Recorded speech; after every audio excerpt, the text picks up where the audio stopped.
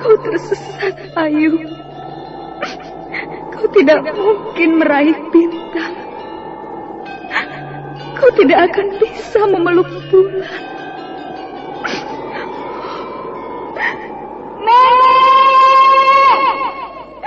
Nenek Raga Runting! Ayu!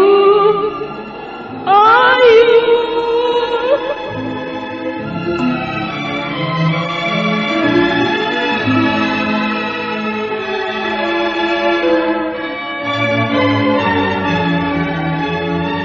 Sanggar Cerita dan Sanggar Prativi mempersembahkan Mahkota Mayangkara.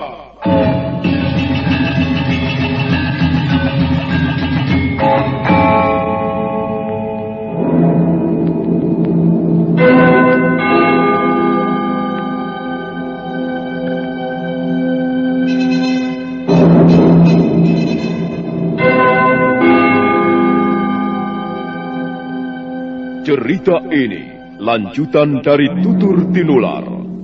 Kisah berlangsung pada zaman pemerintahan Prabu Jayanegara atau Kala Gemet, Raja Majapahit yang kedua.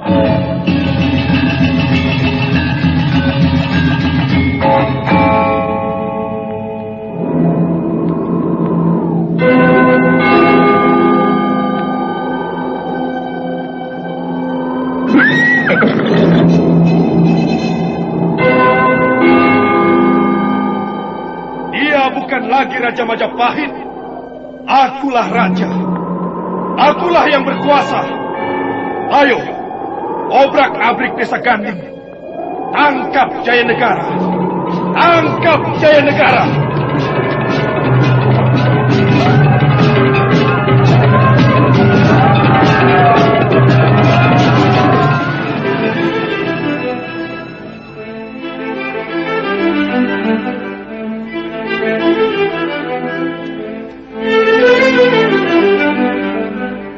Naskah ditulis dan diolah oleh S. Tijab, hiasan musik dan sutradara C. Isprionoka. Kali ini mengetengahkan episode ke-24 dengan judul Akhir Perjalanan Impian.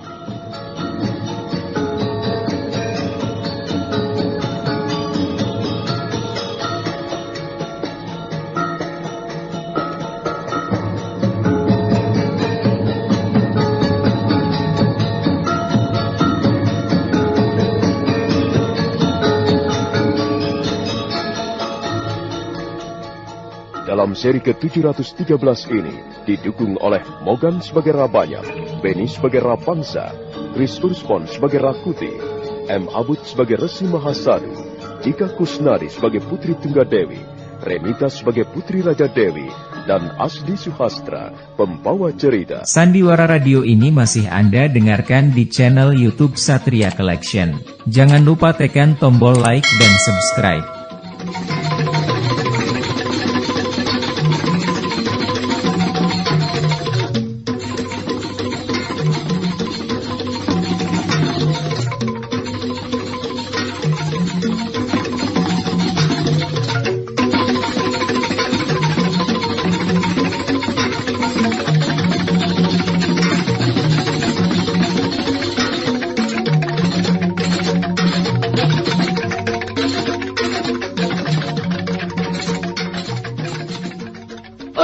Tua, kesini kamu.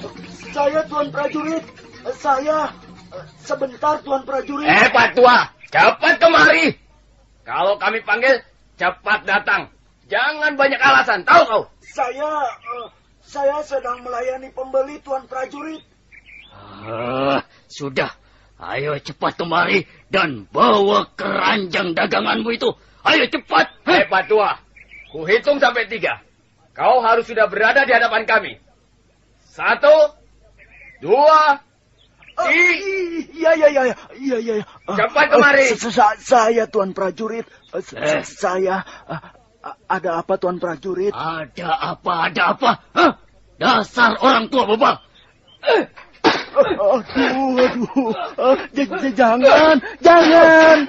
Jangan diobrak-abrik dagangan saya Tuan Prajurit. Aduh. jangan. Itu mata pencarian saya, Tuan prajurit. Jangan. Jangan dibuang-buang dan dilemparkan, Tuan. Aduh. Jangan, Tuan. Saya mohon jangan, Tuan. Rewet saja kau ini. Aduh, ampun. Sakit, Tuan prajurit. Ampun. Aduh.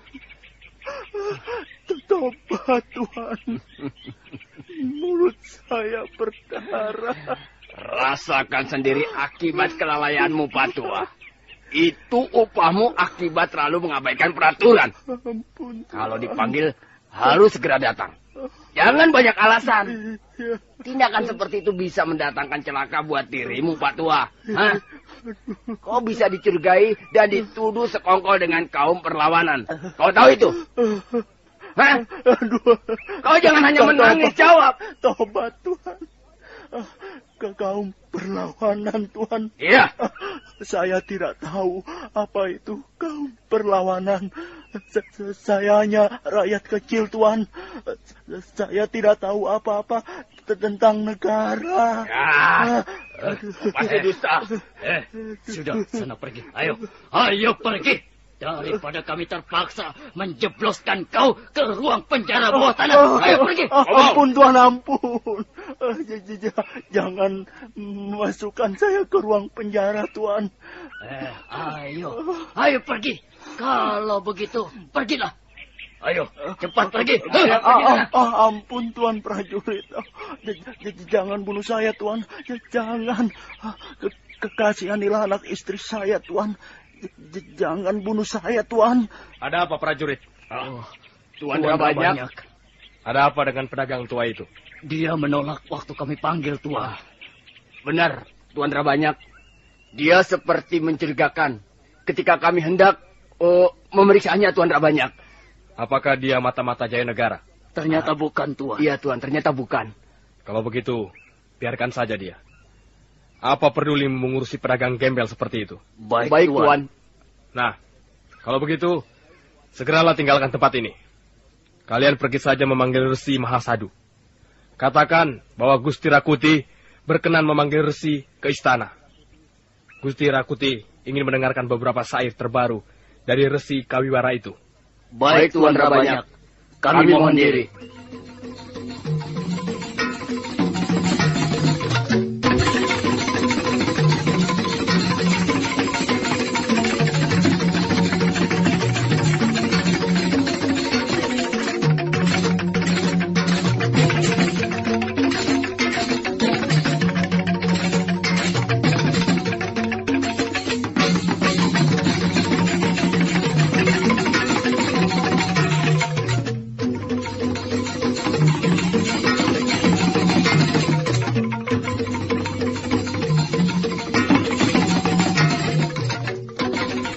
Rakuti setelah berhasil menguasai kerajaan Majapahit, dia ingin dirinya tak jauh berbeda dengan Prabu Jayanegara. Sebagai Raja Majapahit yang baru, dirinya ingin menikmati sebagaimana layaknya seorang raja, yakni mendengarkan syair-syair dari seorang pujangga istana. Lalu ia memanggil Resi Mahasadu, salah seorang yang selamat dari pembantaian kejam, karena dianggap tidak berbahaya.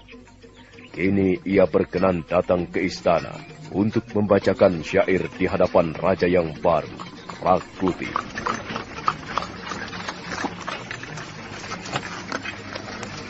Tak lama kemudian, dua prajurit suruhan Rabanyak telah membawa Resi Mahasadu atau Arya Dwi Pangga datang ke istana. Rakuti tengah menikmati kekuasaannya, duduk di atas tahta, sambil tangannya sibuk mengambil buah-buahan dan mengunyahnya. Gusti Prabu Rakuti, kami datang menghadapkan Resi Mahasadu. Bagus. Lalu apa tugasmu selanjutnya? Mengawasi dan memeriksa warga kota. Kalau begitu kembalilah ke pekerjaanmu. Baik, Gusti Rakuti. Hamba mohon diri. Dua prajurit itu dengan patuh dan takut lalu memberikan sembah 3 kali. setelah itu mundur dan langsung meninggalkan ruangan. Resi Mahasadu kemudian memberikan sembahnya dengan penuh hormat. Bagus. Kau memang harus memberikan sembah hormatmu kepadaku. Ampun Gusti Rakuti, jika hamba datang agak terlambat. Tidak usah berpanjang lebar, Resi Mahasadu. Sebagai seorang kawiwara, kau tentu tahu apa maksudnya kupanggil ke istana. Ampun Gusti, untuk apa lagi jika bukan membacakan syair bagi Gusti Rakuti? Bagus. Dan tentunya kau pun tahu, aku tidak mau kau membacakan syair yang kau tulis semasa pemerintahan Jayanegara. Hamba mengerti Gusti. Memang sejak Gusti Rakuti tampil sebagai penguasa tertinggi di kerajaan Majapahit ini, hamba telah membuat beberapa syair yang terbaru. Kalau begitu segera bacakan untukku. Hamba Gusti.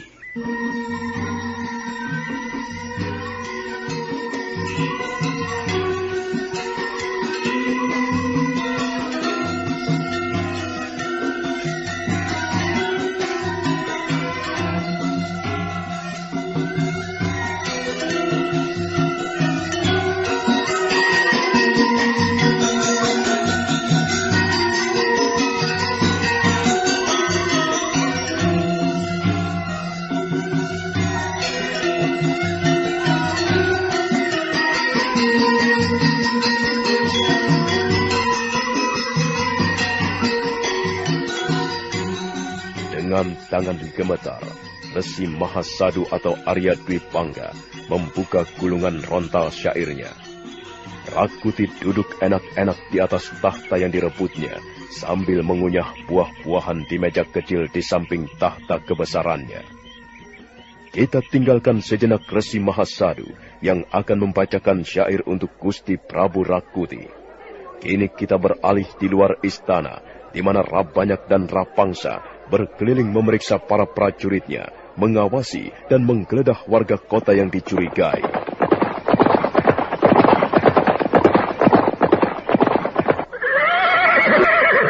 Rabanyak, apakah pujangga istana itu tidak membahayakan bagi keselamatan Rakuti? Maksudmu, Resi Mahasadu yang tadi dipanggil ke istana? Iya. Bukankah dia kawiwara semasa pemerintahan Jayanegara? Kurasa tidak.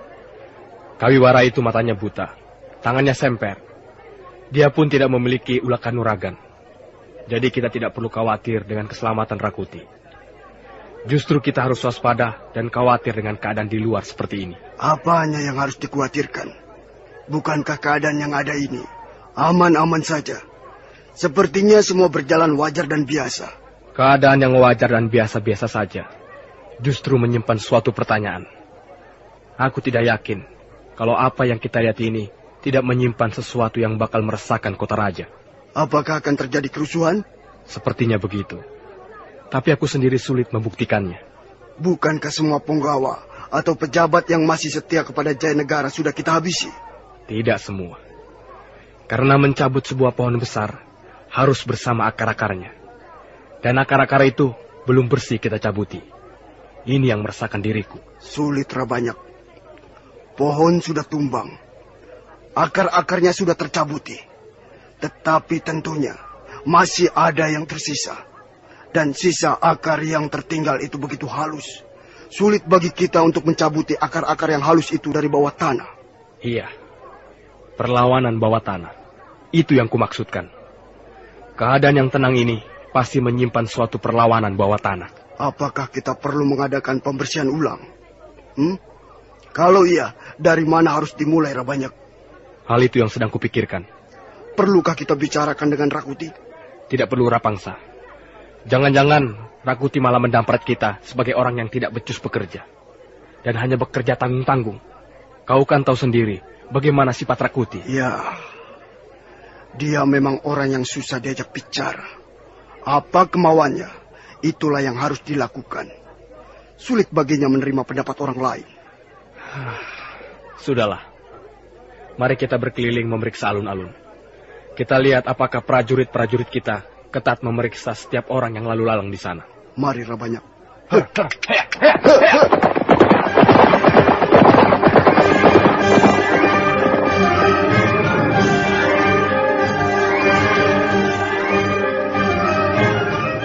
Sandiwara Radio ini masih Anda dengarkan di channel YouTube Satria Collection. Jangan lupa tekan tombol like dan subscribe.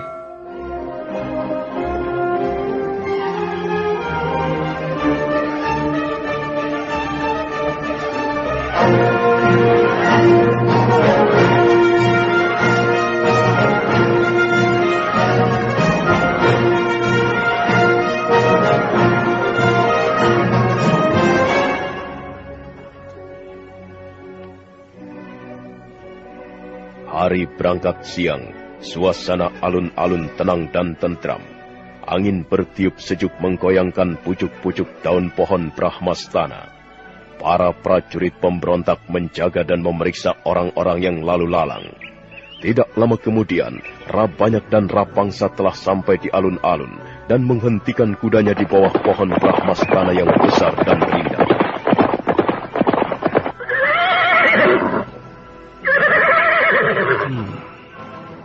Sepintas lalu memang aman dan tentram. Sepertinya tidak akan terjadi sesuatu yang menggegerkan. Semuanya wajar dan biasa-biasa saja. Rabanyak, kau mengkhawatirkan keadaan yang ada. Tetapi aku malah cenderung mengkhawatirkan keselamatan Rakuti. Entah kenapa, aku ingin selalu ada di samping Rakuti untuk melindunginya dari segala ancaman bahaya. Dengan kata lain, kau merasakan akan adanya bahaya yang mengancam, bukan? Naluri keprajuritanku yang mengatakannya, Rabanyak. Rapangsa, kita harus meningkatkan kewaspadaan. Penjagaan harus kita perketat. Cepat atau lambat, pasti akan terjadi gegeran. Sebagaimana gegeran yang pernah kita alami di alun-alun ini. Alun-alun ini menjadi saksi bisu penggulingan Tata Jaya Negara ke tangan Rakuti. Alun-alun ini menjadi ajang pertempuran paling seru. Banyak korban berjatuhan di alun-alun ini. Rabanyak, mengapa kau jadi berbicara tentang alun-alun ini? Entahlah. Aku merasa ada yang aneh di sini. Tidak ada keanehan di alun-alun ini, Rabanyak. Semuanya berjalan wajar dan biasa-biasa saja. Jangan terlalu dibawa perasaan. Aku seperti melihat pertempuran itu terulang kembali. Banyak korban berjatuhan. Dan suasana alun-alun menjadi marak oleh denting senjata, teriakan para prajurit, derap kaki kuda, serta lengkingan kesakitan. Entahlah. Aku seperti mencium anyir darah di sini. Rapangsa. Ada apa, Rabanyak? Kenapa tiba-tiba kau menjadi aneh seperti ini? Entah. Sudahlah, Rabanyak. Mari kita kembali berkeliling kota raja. Kita harus terus memeriksa dan mengamati keadaan ini. Rapangsa, mulai saat ini, kita bagi tugas menjaga keamanan. Terus terang, aku merasakan adanya suatu keganjilan. Apa maksudmu, Rabanyak? Aku akan bertugas menjaga keamanan sekitar alun-alun ini. Sementara kau bertugas menjaga keamanan istana. Lindungilah Rakuti dari segala macam bahaya. Baiklah. Aku akan menjaga Rakuti di istana. Dan kau, segeralah melapor ke sana kalau terjadi apa-apa di sini. Iya. Sekecil apapun peristiwanya, kita harus tanggap.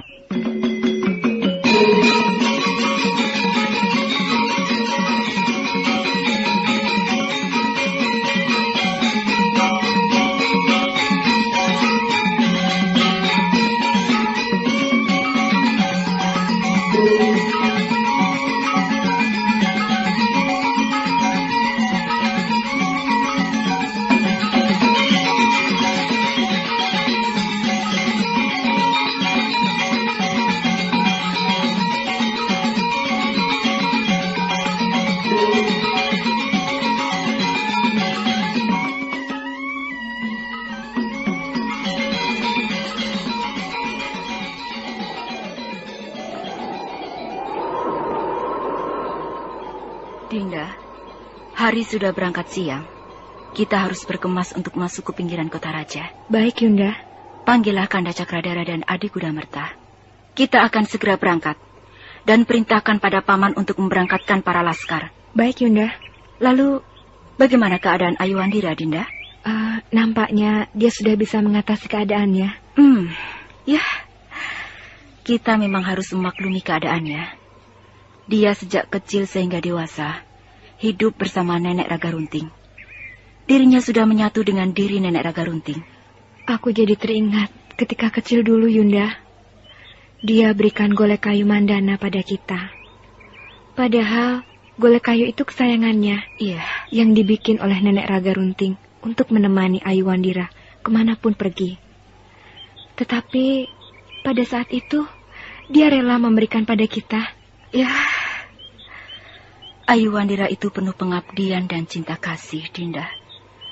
Apapun miliknya, rela diberikan kepada orang lain yang membutuhkan.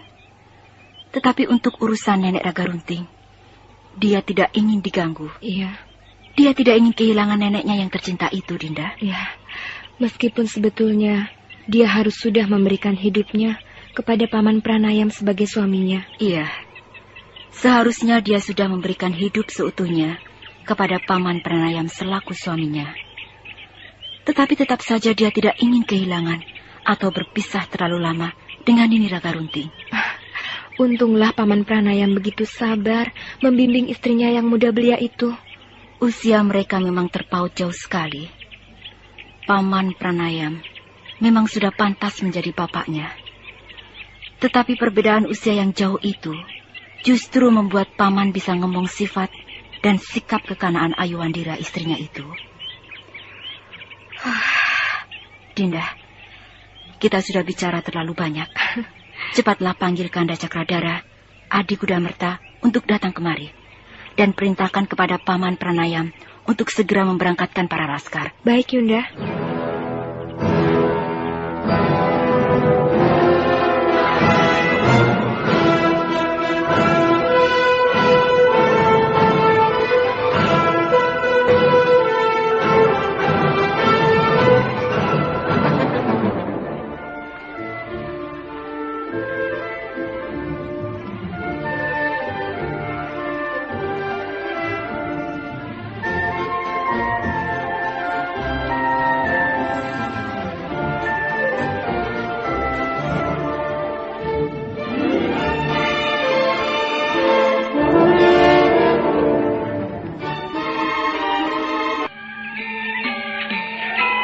Dinda Raja Dewi, hari sudah berangkat siang. Kita harus berkemas untuk masuk ke pinggiran kota Raja Majapahit. Baik, Yunda.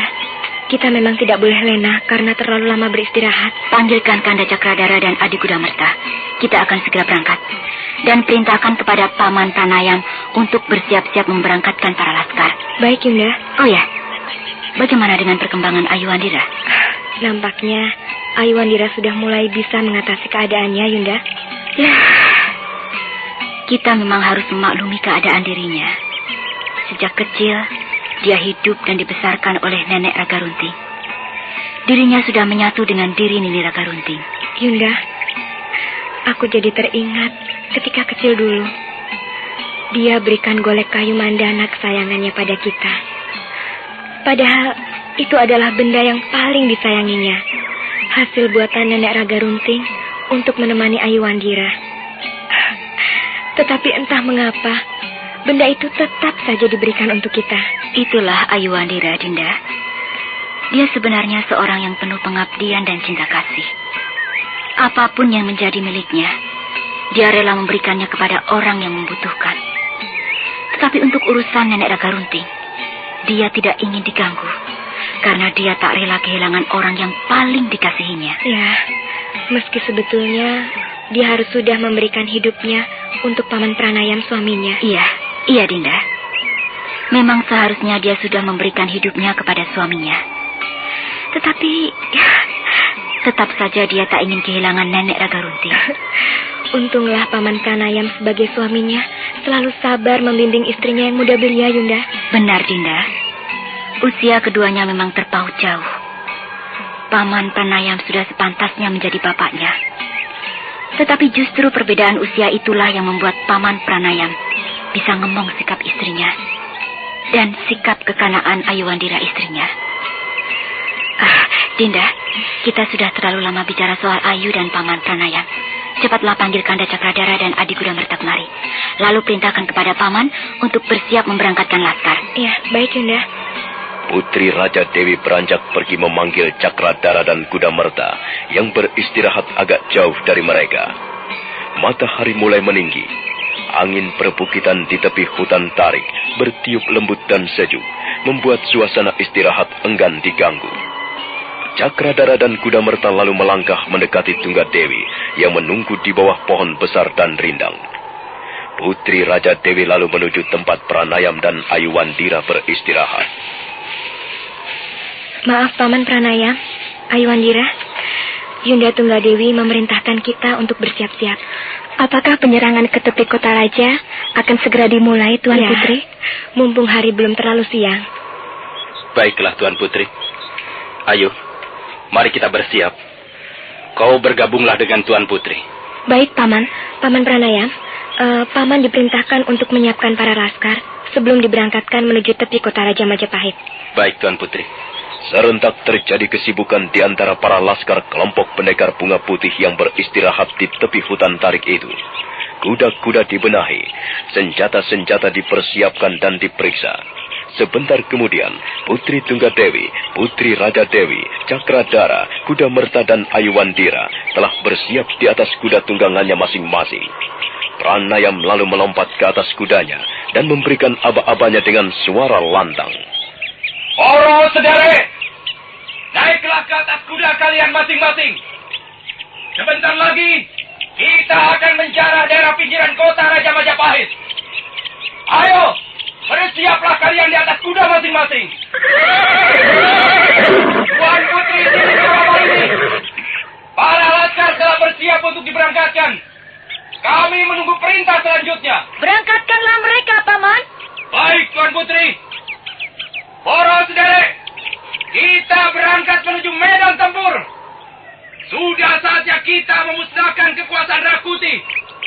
Tumpas habis kaum pemberontak yang mengotori bumi Majapahit.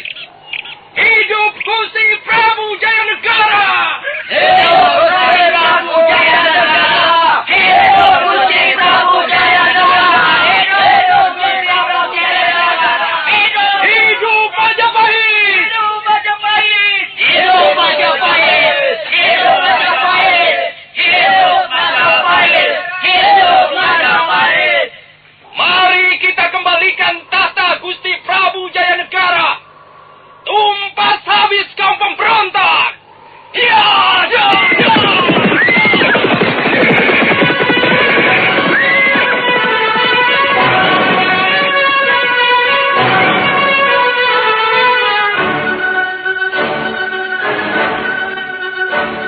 Sandiwara Radio ini masih Anda dengarkan di channel YouTube Satria Collection.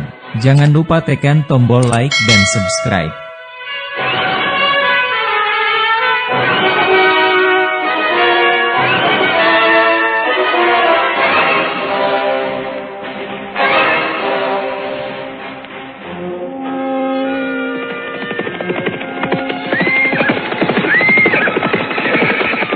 Ratusan laskar kelompok pendekar bunga putih mulai bergerak menuju tepi kota Raja Majapahit.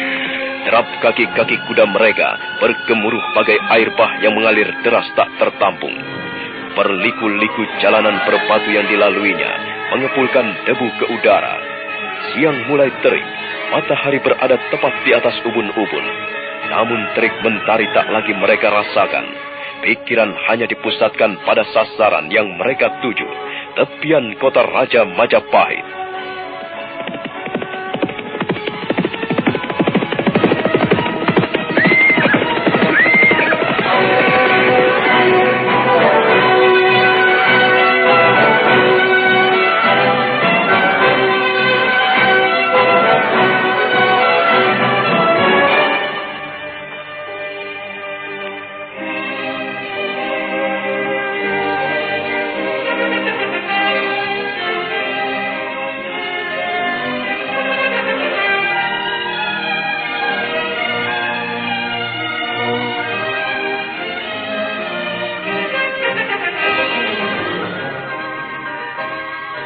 Kita tinggalkan ratusan laskar yang sedang bergerak menuju sasarannya. Kini kita beralih kembali ke istana Majapahit, di mana Rakuti tengah mendengarkan syair-syair yang dibacakan Resi Mahasadu. Dengan duduk di atas tahta Majapahit, Rakuti menikmati kekuasaannya. Mulutnya tak henti mengunyah buah-buahan di sampingnya. Gayanya sudah melebihi dari Gusti Prabu Jayanegara sendiri. Bacakan lagi yang lain. Ayo, bacakan lagi yang lainnya. Siapakah teriak lantang siapa? Jika Wilwatikta tergolek di emper kegelapan, dan malam meracuninya dengan tuak kenikmatan, sedang mentari tak mau lagi berseri. Siapakah teriak lantang siapa? Jika bangunan megah tembok tinggi istana bergetar bergoyang-goyang renta, sementara badai terus menggempur dan tangan-tangan tak lagi mampu bergerak. Ketika siapa teriak siapa lantang menggema, muncullah dari kegelapan malam yang kelam seberkas sinar terang yang mengagumkan, memancar dari desa Ganding, Tuan Rakuti. Sorot matanya bak mentari pagi, sosok tubuhnya bak gunung tegar mencakar langit, perkasa nan penuh pesona karisma, sakti mandraguna bak dewa-dewa. Sudah, cukup. Aku tidak ingin syair-syair seperti itu. Buatlah syair baru yang mencerminkan Rakuti sebagai Dewa Brahma. Bikin lagi syair yang mengatakan Rakuti tak jauh berbeda dengan Dewa Wisnu. Syair-syair yang kau buat itu ternyata tidak mengalami perkembangan. Nada dan isinya sama dengan ketika Jayanegara berkuasa. Aku tidak suka yang berbau Jayanegara. Ampun Gusti Rakuti, hamba berbuat apa yang bisa hamba perbuat. Syair-syair ini memang belum lagi mengalami perbaikan dan perubahan isi dan irama. Syair ini memang belum sempurna Gusti Rakuti. Hamba mohon ampun. Sudahlah. Jangan lagi bikin alasan. Aku ingin kau menjadi kawiwara istana yang jempolan dan berbobot. Ayo, bikin lagi syair yang lebih bagus.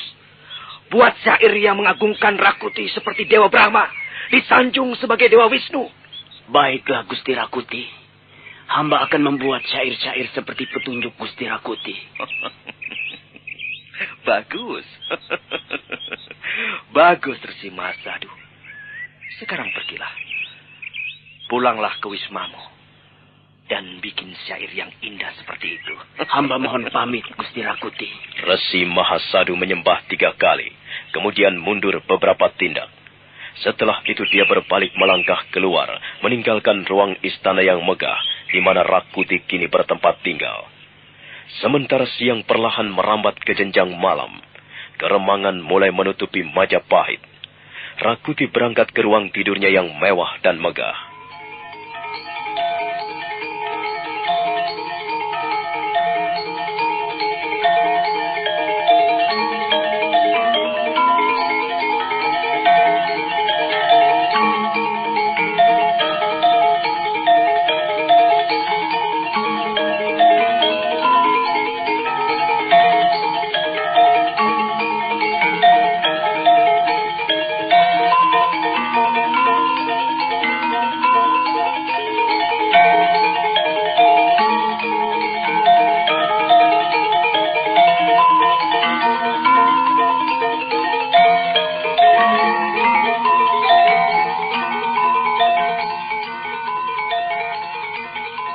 Malam berjalan terseok-seok.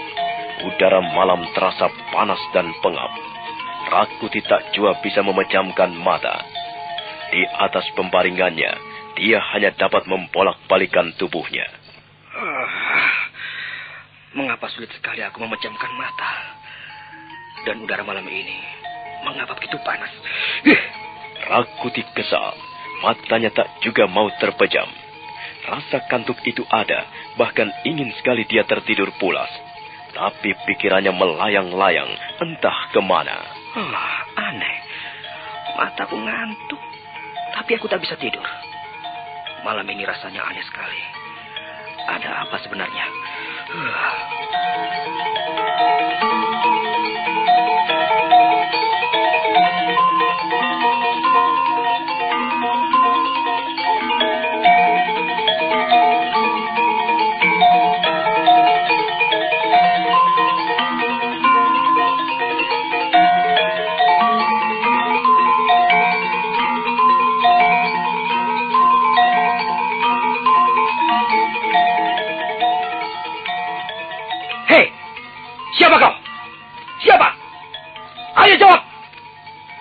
Oh, dari mana orang itu bisa masuk ruang tidurku tanpa diketahui penjaga? Apakah dia seorang yang sakti? Ayo, katakan kau siapa dan apa maumu masuk ke ruang tidur seorang raja?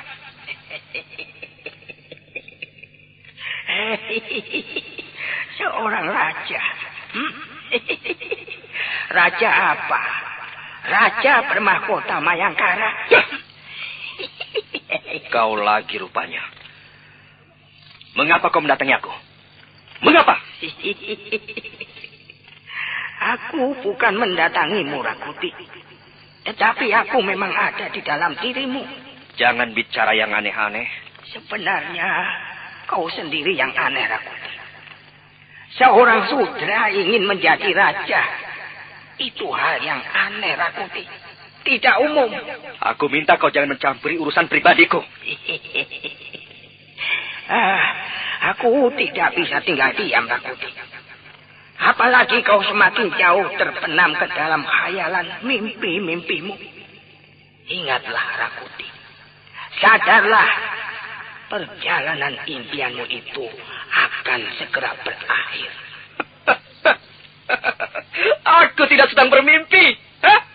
Apa yang sekarang aku genggam adalah sebuah kenyataan. Kenyataan dari apa yang kuimpikan selama ini. Tetapi apa yang kau capai itu tidak akan lama.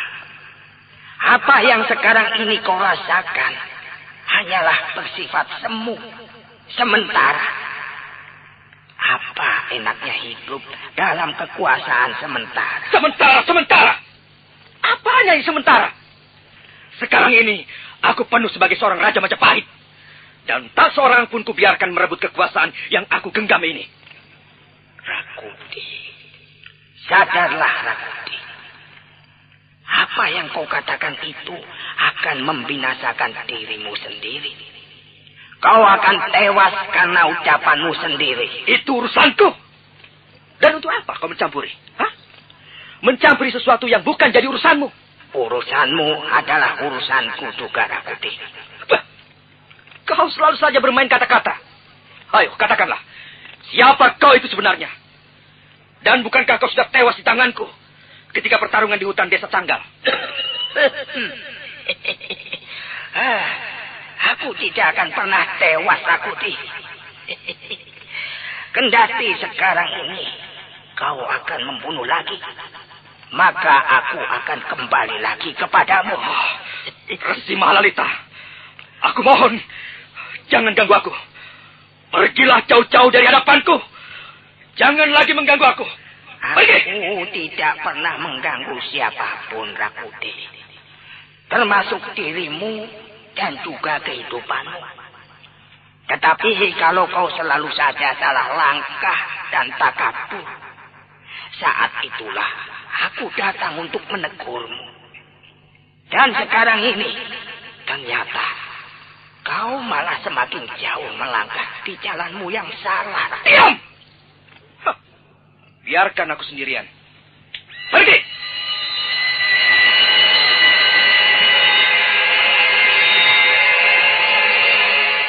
Sandiwara Radio ini masih Anda dengarkan di channel YouTube Satria Collection.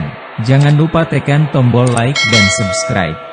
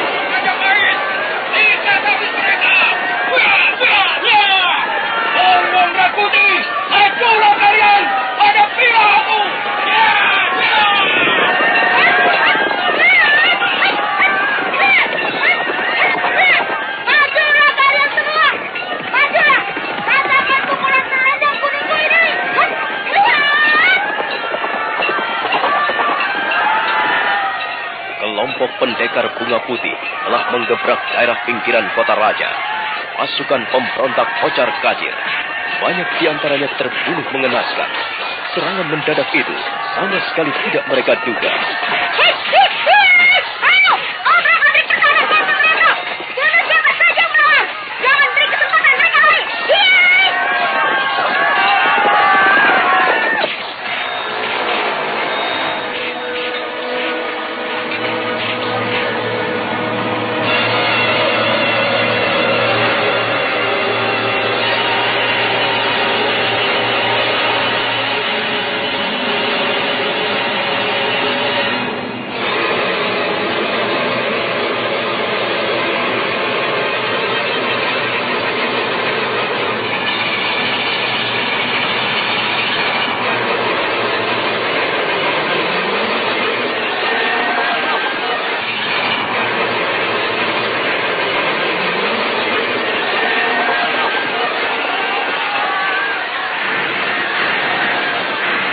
Pemberontak yang berjaga di sekitar wilayah pinggiran kota raja, kocar kacir, pimpinan pasukannya tewas. Mereka bertempur seperti anak ayam kehilangan induknya, bergerak tanpa pimpinan. Sementara di pihak pendekar bunga putih, bertarung tanpa mengenal takut sedikitpun. Nah, apakah gerakan kelompok pendekar bunga putih itu serentak diikuti pula oleh gerakan yang dipimpin Bekel Gajah Mada di dalam istana Majapahit? Saudara pendengar, silahkan menunggu seri berikutnya. Sampai jumpa.